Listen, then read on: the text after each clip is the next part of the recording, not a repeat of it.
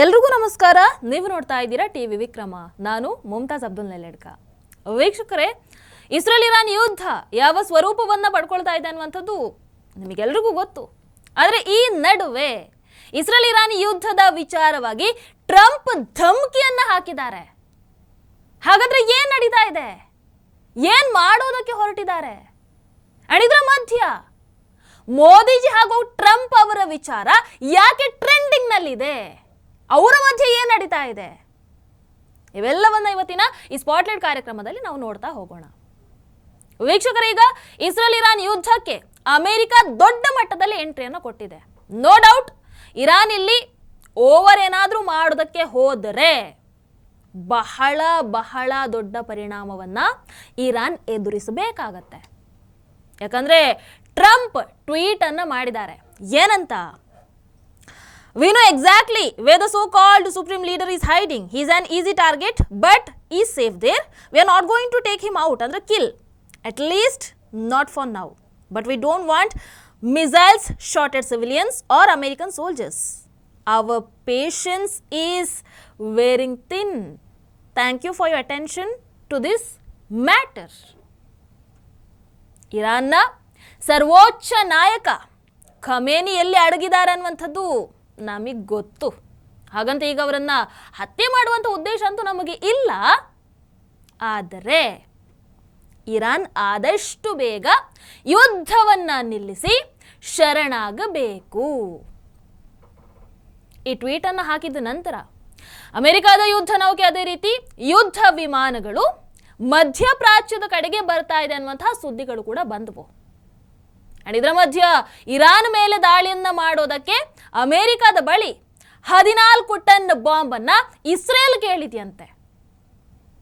ಹೀಗಾಗಿ ಇಲ್ಲಿ ಅಮೆರಿಕ ನೆರವನ್ನ ಕೂಡ ಪಡ್ಕೊಂಡಿರೋದ್ರಿಂದ ಇಸ್ರೇಲ್ ಇರಾನ್ ಮೇಲೆ ಬಹಳ ದೊಡ್ಡ ದಾಳಿಯನ್ನು ಮಾಡುವಂತಹ ಸಾಧ್ಯತೆ ಹೆಚ್ಚಾಗಿ ಕಾಣಿಸ್ತಾ ಇದೆ. ಇನ್ನು G7 ಶೃಂಗಸಭೆಯಲ್ಲಿ ಪಾಲ್ಗೊಂಡಿರುವಂತಹ ಜಾಗತಿಕ ನಾಯಕರು ಇಸ್ರೇಲಿಗೆ ತಮ್ಮ ಸಂಪೂರ್ಣ ಬೆಂಬಲವನ್ನ ವ್ಯಕ್ತಪಡಿಸಿದ್ದಾರೆ. ಏನ್ ಹೇಳಿದ್ದಾರೆ? ಒಂದು ಪ್ರಾದೇಶಿಕ ಅಸ್ಥಿರತೆ, ಅದೇ ರೀತಿ ಭಯೋತ್ಪಾದನೆಯ ಪ್ರಮುಖ ಮೂಲ ಅಂತ ಹೇಳಿದ್ರೆ ಅದು ಇರಾನ್. ಹಾಗಾಗಿ ಇಲ್ಲಿ ಇಸ್ರೇಲ್ಗೆ ಆತ್ಮರಕ್ಷಣೆಯ ಹಕ್ಕಿದೆ. ತನ್ನನ್ನು ತಾನು ರಕ್ಷಿಸಿಕೊಳ್ಳುವಂತಹ ಹಕ್ಕು ಇಲ್ಲಿ ಸಂಪೂರ್ಣವಾಗಿ ಇಸ್ರೇಲಿಗೆ ಇದೆ. ಇಸ್ರೇಲಿನ ಭದ್ರತೆಗೆ ನಮ್ಮ ಬೆಂಬಲವನ್ನ ನಾವು ಪುನರುಚ್ಚರಿಸ್ತೇವೆ, ಅಂದ್ರೆ ನಾವು ಜೊತೆಯಾಗಿ ನಿಲ್ತೇವೆ ಇಸ್ರೇಲ್ ಜೊತೆಗೆ.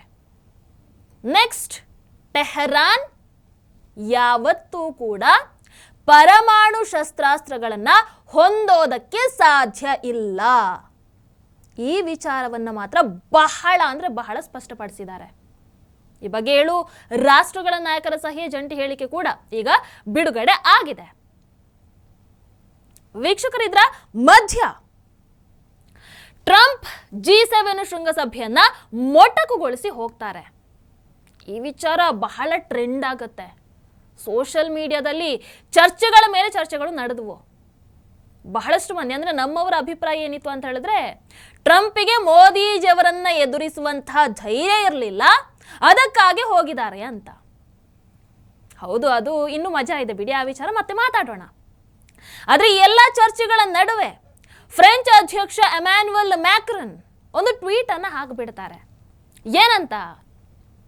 ಇರಾನ್ ಹಾಗೂ ಇಸ್ರೇಲ್ ನಡುವಿನ ಕದನ ವಿರಾಮಕ್ಕಾಗಿ ಆ ಕೆಲಸವನ್ನ ಮಾಡೋದಕ್ಕೆ ಅಮೆರಿಕ ಅಧ್ಯಕ್ಷರು ಕೆನಡಾದಲ್ಲಿ ನಡೆದಂತಹ G7 ಶೃಂಗಸಭೆಯಿಂದ ಅರ್ಧಕ್ಕೆ ಮೊಟಕುಗೊಳಿಸಿ ವಾಷಿಂಗ್ಟನ್ ಡಿಸಿಗೆ ತೆರಳಿದ್ದಾರೆ. ಈ ಟ್ವೀಟು ಟ್ರಂಪ್ ಅವರನ್ನ ಕೆರಳಿಸುತ್ತೆ ನೋಡಿ. ಅದಕ್ಕೆ ಟ್ರಂಪ್ ಅವರು ಒಂದು ಟ್ವೀಟ್ ಅನ್ನ ಹಾಕಿಬಿಡ್ತಾರೆ. ಏನಂತ? ಮಜಾ ಇದೆ.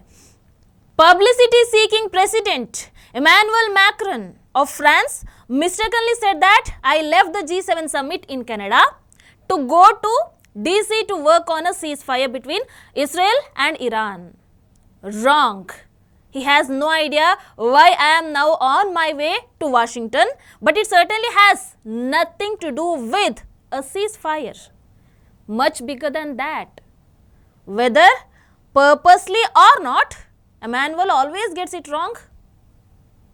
Stay tuned.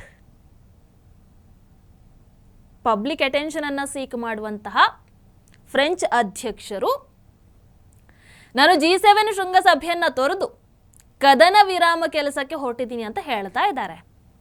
ಆದರೆ ತಪ್ಪು. ಇದಕ್ಕೂ ಕದನ ವಿರಾಮಕ್ಕೂ ಯಾವುದೇ ಸಂಬಂಧ ಇಲ್ಲ.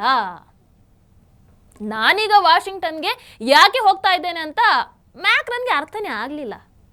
ಇಮ್ಯಾನ್ಯುಯಲ್ ಮ್ಯಾಕ್ರನ್ ಯಾವಾಗಲೂ ನನ್ನ ಬಗ್ಗೆ ತಪ್ಪಾಗಿ ಅರ್ಥ ಮಾಡ್ಕೊಳ್ತಾರಪ್ಪ. ಇದು ಕದನ ವಿರಾಮಕ್ಕಿಂತಲೂ ದೊಡ್ಡದು. ಯಾರು ಹಾಕಿರೋ ಟ್ವೀಟ್ ಇದು? ಅಮೆರಿಕ ಅಧ್ಯಕ್ಷ ಟ್ರಂಪ್ ಹಾಕಿರುವಂಥ ಟ್ವೀಟು. ನಾನು ಈ ಹಿಂದಿನ ಎಪಿಸೋಡ್ಗಳಲ್ಲೂ ಕೂಡ ಹೇಳಿದ್ದೆ ನಿಮಗೆ, ಟ್ರಂಪ್ ಎಲ್ಲಿ ಯಾವಾಗ ಹೇಗಿರ್ತಾರೆ ಅಂತ ಹೇಳೋದಕ್ಕೆ ಸಾಧ್ಯ ಇಲ್ಲ. ಸ್ಥಿರತೆ ಇಲ್ಲದಂತಹ ವ್ಯಕ್ತಿ ಅವರು, ಹೇಗೆ ಬೇಕಾದರೂ ಮಾತಾಡ್ತಾರೆ.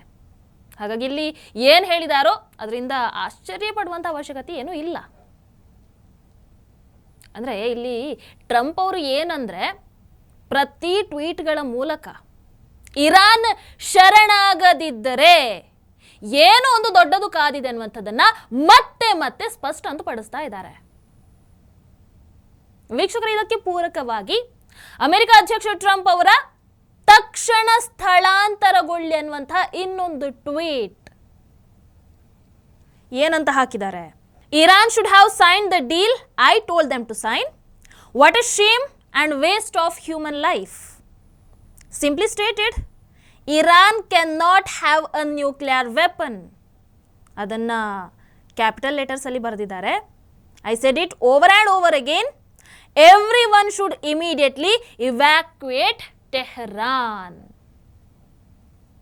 ನಾನು ಇರಾನ್ಗೆ ಒಪ್ಪಂದಕ್ಕೆ ಸಹಿಯನ್ನು ಹಾಕೋದಕ್ಕೆ ಹೇಳಿದ್ದೆ, ಹಾಕಲಿಲ್ಲ ಅವರು. ಎಂತಹ ನಾಚಿಕೆಗೇಡಿನ ಸಂಗತಿ. ನಾನು ಮತ್ತೆ ಮತ್ತೆ ಅದನ್ನೇ ಹೇಳಿದ್ದೀನಿ, ಇರಾನ್ ಪರಮಾಣು ಶಸ್ತ್ರಾಸ್ತ್ರವನ್ನು ಹೊಂದೋದಕ್ಕೆ ಸಾಧ್ಯ ಇಲ್ಲ. ಎಲ್ಲರೂ ಟೆಹರಾನನ್ನು ಬಿಟ್ಟು ಹೋಗಬೇಕು, ಸ್ಥಳಾಂತರಿಸಬೇಕು. ಈ ಒಂದು ಟ್ವೀಟಿನ ಎಫೆಕ್ಟ್ ಹೇಗಿದೆ ನೋಡಿಲ್ಲಿ. ನೋಡಿದ್ರಲ್ವಾ? ಅಂದರೆ ಅಮೆರಿಕ ಈಗ ಖುದ್ದು ತಾನೇ ಇಲ್ಲಿ ಯುದ್ಧದಲ್ಲಿ ಇಳಿಯುತ್ತೆ. ಇಲ್ಲಾಂದ್ರೆ ಇಷ್ಟೆಲ್ಲ ಹೇಳೋದಕ್ಕೆ ಮಾಡೋದಕ್ಕೆ ಸಾಧ್ಯ ಇಲ್ಲ. So something is big. ಹಾಗಾಗಿ ಲಕ್ಷಾಂತರ ಜನರು ಆ ಒಂದು ಟ್ವೀಟ್ ಆದ ಬಳಿಕ ಟೆಹರಾನನ್ನು ತೊರಿತಾ ಇದ್ದಾರೆ. ಹೆಂಗೊಂದು ಇಲ್ಲಿಂದ ಹೋದ್ರೆ ಸಾಕಪ್ಪ ಅಂತ, ಅದು ರಾತ್ರಿನೋ ಏನೋ, ಒಮ್ಮೆ ಇಲ್ಲಿಂದ ಹೋದ್ರೆ ಸಾಕು ಅಷ್ಟೇ. ಅಂಡ್ ಈಗ ಟೆಹರಾನ್ನ ಬೀದಿಗಳು ನೋಡಿ, ಸಂಪೂರ್ಣ ಖಾಲಿ ಖಾಲಿ. ಕೇವಲ ಆ ಒಂದು ಟ್ವೀಟಿನ ಎಫೆಕ್ಟು. ಇವನ್ ಭಾರತೀಯರಿಗೆ ಕೂಡ ಟೆಹರಾನನ್ನ ಆದಷ್ಟು ಬೇಗ ತೊರೆಯಿರಿ ಅಂತ ಭಾರತ ಸರ್ಕಾರ ಸೂಚನೆಯನ್ನ ನೀಡಿದೆ. ಟೆಹರಾನಲ್ಲಿರುವಂತಹ ಭಾರತೀಯ ರಾಯಭಾರಿ ಕಚೇರಿ 24/7 ಕೆಲಸವನ್ನ ಮಾಡ್ತಾ ಇದೆ. ಒಂದು ಕಡೆ ಇರಾನ್ನಲ್ಲಿ ಸಿಕ್ಕಾಕೊಂಡಿರುವಂಥವರನ್ನ ಸುರಕ್ಷಿತವಾಗಿ ಭಾರತಕ್ಕೆ, ತಾಯ್ನಾಡಿಗೆ ಕರೆತರುವಂತಹ ಕೆಲಸವನ್ನ ಮಾಡ್ತಾ ಇದ್ದಾರೆ. ಇನ್ನೊಂದು ಕಡೆ ಟೆಹರಾನಿಂದ ಸುರಕ್ಷಿತ ಸ್ಥಳಕ್ಕೆ ಸ್ಥಳಾಂತರವನ್ನ ಮಾಡ್ತಾ ಇದ್ದಾರೆ. ಹಾಗಾಗಿ ಕೆಲಸಗಳು ನಿರಂತರವಾಗಿ ಅಲ್ಲಿ ನಡೀತಾ ಇದೆ. ಇದರ ಮಧ್ಯ ಇನ್ನೂ ಒಂದು ಬೆಳವಣಿಗೆ. ಮೋದಿಜಿ ಹಾಗೂ ಟ್ರಂಪ್ ಕರೆಯಲ್ಲಿ 35 ನಿಮಿಷಗಳ ಕಾಲ ಮಾತುಕತೆಯನ್ನ ನಡೆಸಿದಾರಂತೆ. ಏನ್ ಮಾತಾಡಿದ್ರು? ಮೋದಿಜಿ ಕರೆಕ್ಟಾಗಿ ಈ ಕಾಲಲ್ಲಿ ತಿರುಗೇಟನ್ನಂತೂ ನೀಡಿದ್ದಾರೆ. ಭಯೋತ್ಪಾದನೆ ವಿರುದ್ಧದ ಭಾರತದ ಹೋರಾಟವನ್ನು ನಾನು ಬೆಂಬಲಿಸ್ತೀನಿ ಅಂತ ಟ್ರಂಪ್ ಹೇಳಿದ್ರಂತೆ. ಹಾಗೆ ಮೋದಿಜಿ ಅವರನ್ನ ಭೇಟಿಗೂ ಕೂಡ ಆಹ್ವಾನಿಸ್ತಾರೆ. ಆದರೆ ಮೋದಿಜಿ ಅವರಿಗೆ ಒಂದಷ್ಟು ಶೆಡ್ಯೂಲ್ಸ್ಗಳಾಗಿರೋದ್ರಿಂದ ಅದನ್ನ ರಿಜೆಕ್ಟ್ ಮಾಡಿದ್ದಾರೆ. ಆಮೇಲೆ ಒಂದಷ್ಟು ವಿಚಾರಗಳನ್ನು ಕೂಡ ಇಲ್ಲಿ ಸ್ಪಷ್ಟಪಡಿಸಿದ್ದಾರೆ. ಏನು? ಒಂದು ಆಪರೇಷನ್ ಸಿಂಧೂರದ ವಿಚಾರದಲ್ಲಿ, ಟ್ರೇಡ್ ವಿಚಾರದಲ್ಲಿ ಯಾವುದೇ ಮಾತುಕತೆ ಬೇಡ. ಕದನ ವಿರಾಮದಲ್ಲಿ ಅಮೆರಿಕ ಯಾವುದೇ ಪಾತ್ರವನ್ನ ವಹಿಸಿಲ್ಲ. ಭಾರತ ಯಾವತ್ತೂ ಕೂಡ ಮೂರನೇ ವ್ಯಕ್ತಿಯ ಮಧ್ಯಸ್ಥಿಕೆಯನ್ನ ಇಲ್ಲಿವರೆಗೂ ಸ್ವೀಕರಿಸಿಲ್ಲ, ಯಾವತ್ತೂ ಕೂಡ ಸ್ವೀಕಾರ ಮಾಡೋದಿಲ್ಲ. ಇಷ್ಟನ್ನು ಸ್ಪಷ್ಟಪಡಿಸಿದ್ದಾರೆ. ट्रंप के आग्रह पर आज दोनों लीडर्स की फोन पर बात हुई बातचीत लगभग 35 मिनट चली। 22 अप्रैल को पहलगाम आतंकी हमले के बाद राष्ट्रपति ट्रंप ने फोन पर प्रधानमंत्री मोदी को शोक संवेदना प्रकट की थी और आतंक के खिलाफ समर्थन व्यक्त किया था। उसके बाद दोनों लीडर्स की ये पहली बातचीत थी। इसलिए प्रधानमंत्री मोदी ने राष्ट्रपति ट्रंप से ऑपरेशन सिंदूर के बारे में विस्तार से बात की। प्रधानमंत्री मोदी ने राष्ट्रपति ट्रंप को स्पष्ट रूप से कहा, भारत के मुंहतोड़ जवाब के कारण पाकिस्तान को भारत से सैन्य कार्रवाई रोकने का आग्रह करना पड़ा। प्रधानमंत्री मोदी ने राष्ट्रपति ट्रंप को स्पष्ट रूप से कहा कि इस पूरे घटनाक्रम के दौरान कभी भी किसी भी स्तर पर भारत अमेरिका ट्रेड डील या अमेरिका द्वारा भारत और पाकिस्तान के बीच मध्यस्थता जैसे विषयों पर बात नहीं हुई थी। सैन्य कार्रवाई रोकने की बात सीधे भारत और पाकिस्तान के बीच दोनों सेनाओं की एग्जिस्टिंग चैनल्स के माध्यम से हुई थी और पाकिस्तान के ही आग्रह पर हुई थी। प्रधानमंत्री मोदी ने जोर देकर कहा कि भारत ने न तो कभी मध्यस्थता स्वीकार की थी, न करता है और ना ही कभी करेगा। ಮೋದಿಜಿ ಯಾರಿಗೆ ಯಾವಾಗ ಹೇಗೆ ಬಿಸಿಯನ್ನು ಮುಟ್ಟಿಸಬೇಕೋ ಅದನ್ನು ಆವಾಗಲೇ ಮಾಡೋದು, ಸಮಯ ನೋಡಿ ಮಾಡ್ತಾರೆ. ಹಾಗಾಗಿ ಟ್ರಂಪ್ಗೀಗ ಒಂದು ಕ್ಲಾರಿಟಿ ಸಿಕ್ಕಿರಬಹುದು. ಟ್ರಂಪ್ ಸೇರಿ ಬಹಳಷ್ಟು ಮಂದಿಗೆ ಕ್ಲಾರಿಟಿ ಸಿಕ್ಕಿರಬಹುದು.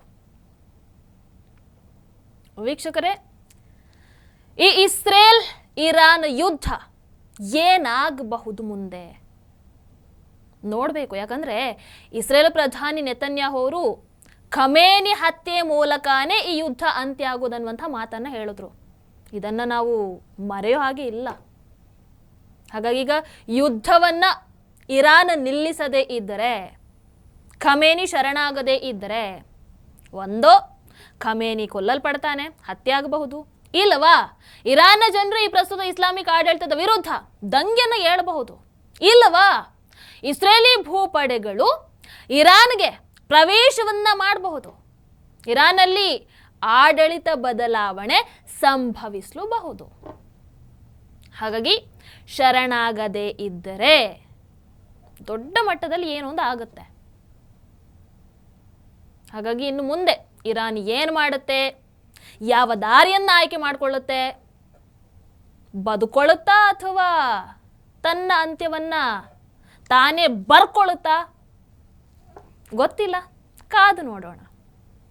ನಿಮ್ಮ ಅನಿಸಿಕೆ ಅಂತ ಕಾಮೆಂಟ್ ಮೂಲಕ ತಿಳಿಸಿ. ಹಾಗೆ ವಿಡಿಯೋ ನಿಮಗೆ ಇಷ್ಟ ಆದಲ್ಲಿ ಲೈಕ್ ಮಾಡಿ, ಶೇರ್ ಮಾಡಿ.